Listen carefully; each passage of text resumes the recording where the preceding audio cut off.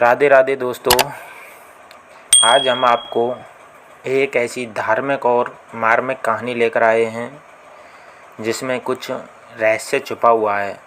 तो आज हम उन रहस्यों को जानेंगे कि भारत आज भी एक रहस्यमयी देश है।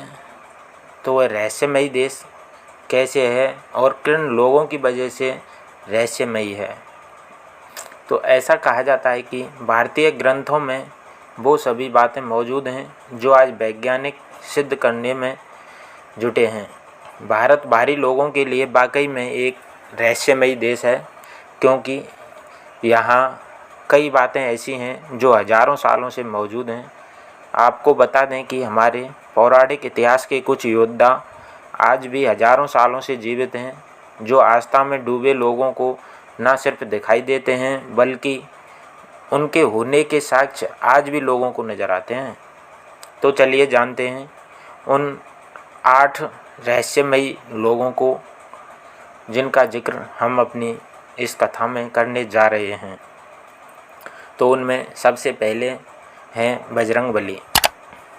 ऐसा माना जाता है कि अंजनी पुत्र हनुमान हमेशा इस धरती पर मौजूद रहते हैं। इतिहास के अनुसार उनको अजर अमर होने का वरदान प्राप्त है। इतिहास में भी महाभारत से लेकर रामायण तक भगवान हनुमान के साक्ष्य मौजूद हैं। माना जाता है कि भगवान हनुमान आज भी इस धरती पर विचरण करते हैं। दूसरा है अश्वत्थामा। अश्वत्थामा का जिक्र महाभारत काल का है। ऐसा कहा जाता है कि भगवान कृष्ण ने उनको श्राप दिया था कि कालांतर तक धरती पर भटकते रहेंगे। आपको बता दें कि हरियाणा के कुरुक्षेत्र और मध्य प्रदेश में असीरगढ़ के जंगलों में आज भी अश्वत्थामा के दिखाई देने के दावे किए जाते हैं। तीसरा है ऋषि मार्कंडेय। ऐसा कहा जाता है कि ऋषि मार्कंडेय ने भगवान शिव से कठोर तपस्या द्वारा मृत्यु पर विजय पा ली थी और कहा जाता है कि वे आज भी पृथ्वी पर मौजूद हैं। चौथा है भगवान परशुराम। भगवान परशुराम विष्णु भगवान के छठे अवतार थे। वे भगवान शिव के परम भक्त थे और तपस्या से प्रसन्न होकर शिव ने उन्हें फरसा दिया था, जिससे उनका नाम परशुराम पड़ गया।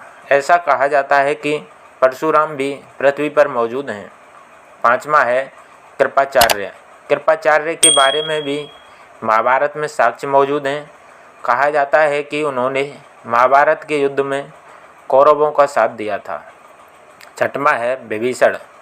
रावण के भाई और भगवान राम के परम भक्त विभीषण ने युद्ध में अपने भाई का साथ नहीं दिया था, बल्कि भगवान राम का साथ दिया। भगवान राम ने विभीषण को अजर अमर रहने का वरदान दिया था। सातवां है वेद व्यास। महाभारत की रचना करने वाले ऋषि वेद व्यास ही थे।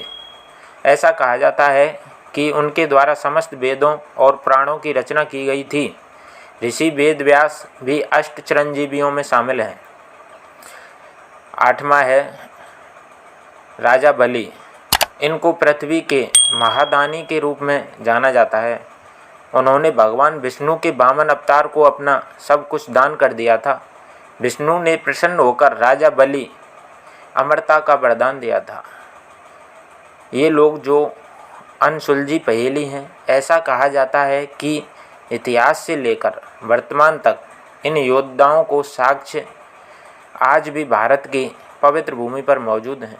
शायद इन्हीं लोगों की उपस्थिति आज भी भारत को एक रहस्यमयी देश बनाती है। कैसी लगी वीडियो? अगर अच्छी लगी हो तो एक लाइक और शेयर सब्सक्राइब करना ना भूलें। धन्यवाद।